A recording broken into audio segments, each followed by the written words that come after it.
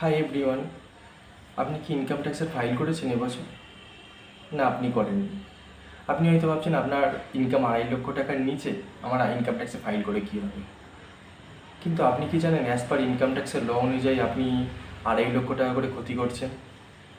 না, আপনার কোনো টাকা যাচ্ছে না, কিন্তু আপনি একটা ক্যাপিটাল ফর্মেশন তৈরি করতে পারতেন। কীভাবে জানেন?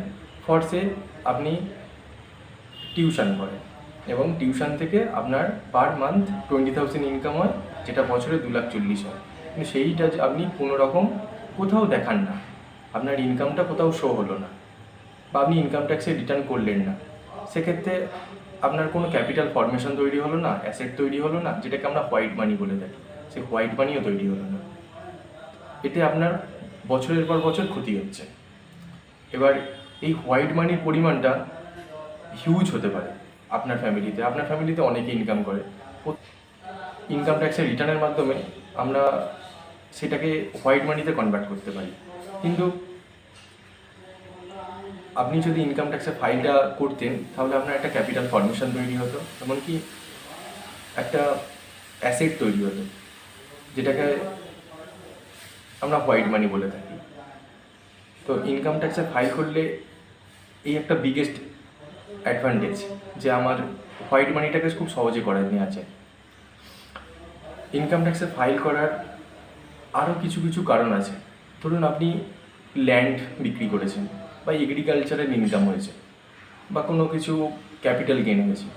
তো আপনি কোনো কিছু ইনকাম হচ্ছে, ইনকাম ট্যাক্সে ফাইল করলেন না, দেখালে আপনার ইনকামের কোনো প্রুফ থাকলো না, যে প্রুফ অফ ইনকাম, সেইটা কিছু থাকলো না। তো ডিপার্টমেন্ট যদি কোনো দিন আপনার কাছ থেকে জানতে চায়, আপনি কোনো রকম এক্সপ্লেনেশন দিতে পারবেন না, যেহেতু আপনার কাছে কোনো ডকুমেন্ট নেই। আপনাদেরকে এটা বুঝতে হবে, ইনকাম ট্যাক্সে ফাইল করতে গেলে শুধু হোয়াইট মানি লস হয় না, আপনাদের কী কী লস হয় সেইগুলো একটুখানি অ্যানালাইসিস করা যায় এই ভিডিওর মাধ্যমে। 1 নম্বর হচ্ছে, আপনি তো হোয়াইট মানি লস করছেন। 2 নম্বর হচ্ছে, আপনি অনেক স্যালারি পার্সন আছে যাদের তো ব্যাংকে টাকা ঢোকে, তো সেই একটা প্রুফ আছে। তো যারা বিজনেসম্যান, তাদের কোনো অ্যাকচুয়ালি ইনকামের প্রুফ থাকে না।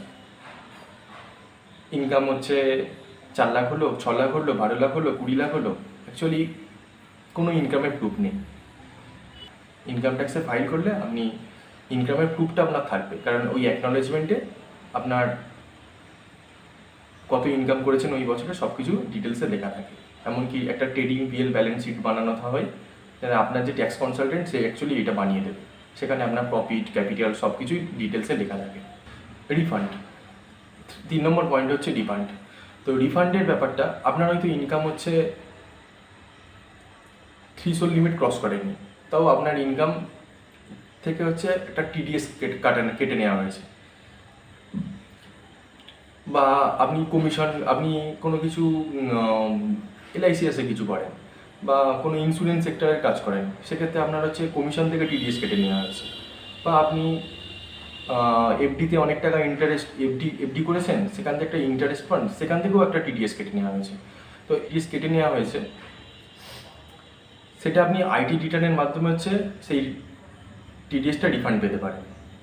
একমাত্র ইনকাম ট্যাক্স যদি আপনি রিটার্ন করেন, সেই রিটার্নের মাধ্যমে হচ্ছে যে গভর্নমেন্টকে জানালেন যে স্যার আমার ইনকাম হচ্ছে এই হয়েছে, কিন্তু আপনি হচ্ছে আমার টিডিএস কেটে নিয়েছেন, কিন্তু আমার অ্যাকচুয়াল ইনকাম থ্রিশোল্ড লিমিট ক্রস করেনি। তো সেক্ষেত্রে আপনাকে ডিপার্টমেন্ট ওই টাকাটা রিফান্ড করে দেবে আপনার ব্যাঙ্ক অ্যাকাউন্টে। তো ওটা একমাত্র ইনকাম ট্যাক্সে রিটার্ন করলেই পাওয়া যায়, ইজি লোন।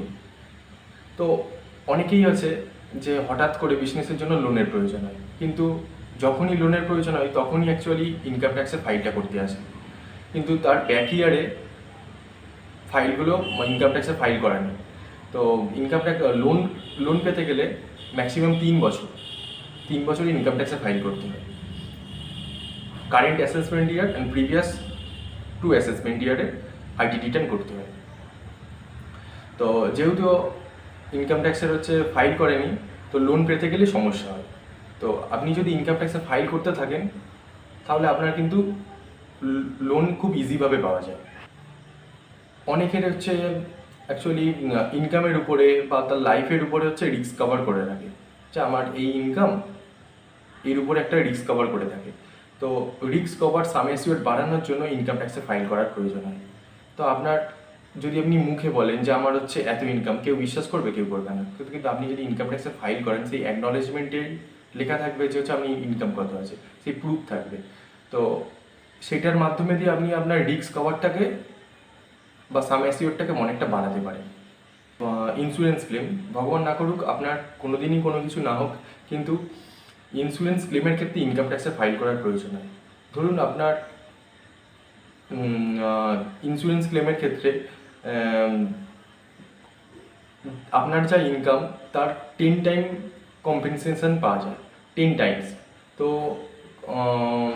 আপনার এটা বুঝতে হবে যে আপনি যদি ইনকাম ট্যাক্সে ফাইল না করেন, তো আপনি কম্পেনসেশনটা পাবেন কীভাবে, এটা আপনাকে বুঝতে হবে। টেন্ডার অ্যান্ড টার্নওভার, এইসব ক্ষেত্রে কী হয়, যে যেসব কন্ট্রাক্টর অ্যাকচুয়ালি এই টেন্ডারদের ধরে, তাদেরকে অ্যাকচুয়ালি প্রথমেই দেখে, ফার্স্ট অফ অল দেখে যে আপনার ইনকাম কত আছে, আপনার টার্নওভার কত আছে, এই রিকোয়ারমেন্টগুলো চাই। তো আপনি যদি প্রপারলিভাবে trading PL balance sheet maintain করেন, প্রতি বছর ইনকাম ট্যাক্সে ফাইল করেন, সেক্ষেত্রে এই কন্ট্রাক্টের কাজগুলোতে খুব সহজেই পাওয়া যায়। কারণ কন্ট্রাক্টররা এই টেন্ডারগুলোকেই দেয় যাদের ইনকাম ট্যাক্সে ফাইল করে, টার্নওভার ভালো। লসের ব্যাপারটা হচ্ছে যে আপনি বছরের পর বছর হচ্ছে ক্যাপিটাল মানে শেয়ার মার্কেট করেন, সেখান থেকে একটা লস করছেন, দিনের পর দিন লস হচ্ছে, বছরের পর বছর লস হচ্ছে। আপনি কি জানেন এই লসটাকে হচ্ছে ক্যারি ফরওয়ার্ড করা যায়, মানে সামনের বছর যা ইনকাম হবে তার সাথে সেট আপ করা যায়। ইনকাম ট্যাক্সে ফাইল করলে এই যে লসটা বা এই ক্ষতিটাকে যেটা হয়েছে, সেটা সামনের বছর ইনকামের সাথে সেট আপ করা যায়। আপনি যদি ইনকাম ট্যাক্সে ফাইল করেন তাহলে এই অ্যাডভান্টেজটাও পাবেন, রাইট?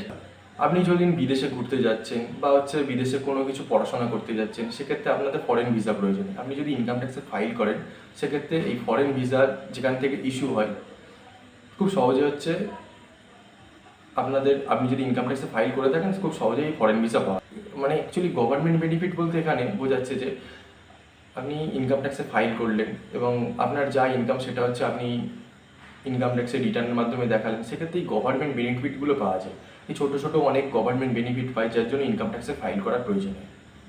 পেনাল্টি আর ইন্টারেস্টের ক্ষেত্রে বলছে যে আপনি যদি ইনকাম ট্যাক্সের হচ্ছে ফাইল দীর্ঘদিন ধরে করছেন না, ঠিক আছে, কিন্তু হঠাৎ করে আপনার লোনের প্রয়োজন হলো, সেক্ষেত্রে আপনি ইনকাম ট্যাক্সের সেই বছরে গিয়ে ইনকাম ট্যাক্সে ফাইল করতে চাইছেন, কিন্তু আপনি কি জানেন ব্যাক ইয়ারে এখন আর ইনকাম ট্যাক্সে ফাইল করতে দেয় না।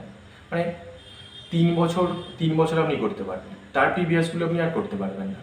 সেক্ষেত্রে আপনার ওই 3 বছরও করতে গেলে তো আপনার একটা লেট ফাইন পড়ছে, যেহেতু আপনি প্রিভিয়াস ইয়ারগুলো করেনি, তো লেট ফাইন পড়বে, পেনাল্টি পড়বে, ইন্টারেস্টও পড়তে পারে।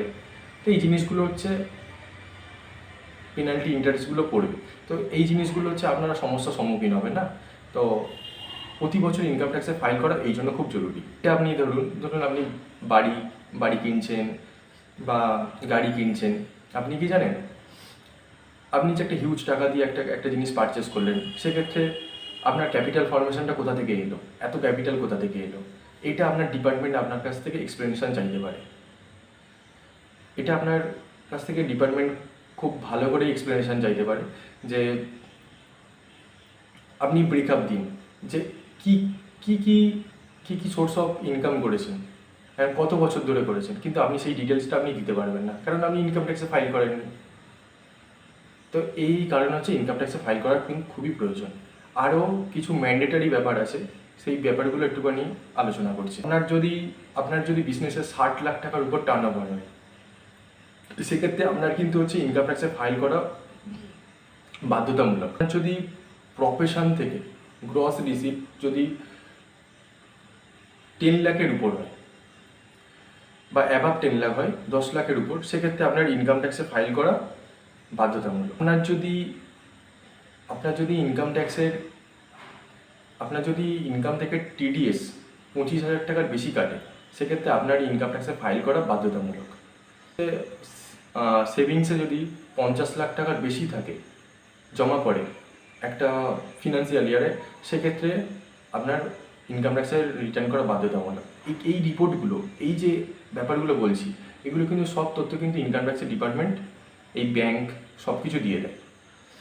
জানেন কি, কারেন্ট অ্যাকাউন্টে যদি আপনার 1 কোটি টাকা রিসিভ হয় না, সেক্ষেত্রে আপনার ইনকাম ট্যাক্সে ফাইল করা বাধ্যতামূলক। আপনি বিদেশে গিয়ে, এমনকি আপনি বিদেশে গিয়ে 2 লাখ টাকার বেশি খরচ করেছেন, বা আপনার ফ্যামিলি 2 লাখ টাকার বেশি করেছে, বা আপনার ফ্যামিলি 2 লাখ টাকার বেশি খরচ করেছে বিদেশে গিয়ে, সেক্ষেত্রে কিন্তু ইনকাম ট্যাক্সে ফাইল করা বাধ্যতামূলক। ইভেন এটা আপনি মনে রাখুন, এটা খুব অদ্ভুত ব্যাপার, আপনার ইলেকট্রিসিটি বিল এসছে 1 লক্ষ টাকার বেশি, এটা আপনার এক্সপেন্সেস, তার জন্য আপনার ইনকাম ট্যাক্সে ফাইল করা বাধ্যতামূলক। আপনি যদি না করেন, সেক্ষেত্রে আপনার ডিপার্টমেন্ট জানতে চাইবে আপনার এত ইলেকট্রিসিটি বিল এলো কেন, আপনি কি করেন। আপনাকে প্রুফ সমেত এক্সপ্লেনেশন দিতে হবে ডিপার্টমেন্টকে।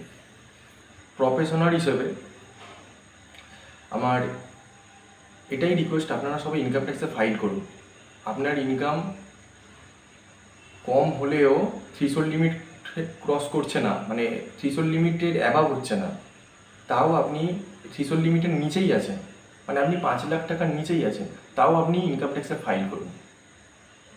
বিকজ আপনার একটা ক্যাপিটাল ফর্ম তৈরি হোক, একটা অ্যাসেট তৈরি হোক, একটা হোয়াইট মানি তৈরি হোক, এটা আপনি বুঝুন। এইটা যদি না হয়, কিন্তু আপনি ইন ফিউচার নানান প্রবলেমের মধ্যে পড়তে পারেন। আর বিষয়টা হচ্ছে এটাই, আপনি হয়তো জানেন প্যান, আধার, ব্যাংক অ্যাকাউন্ট এখন কিন্তু সব জায়গায় লিঙ্কড।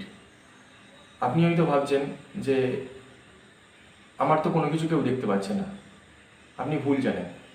ডিপার্টমেন্ট কিন্তু সব কিছু দেখতে পাচ্ছে, যখন ধরার কিন্তু তখন ঠিকই ধরবে, কিন্তু তখন আপনি সমস্যায় পড়বেন।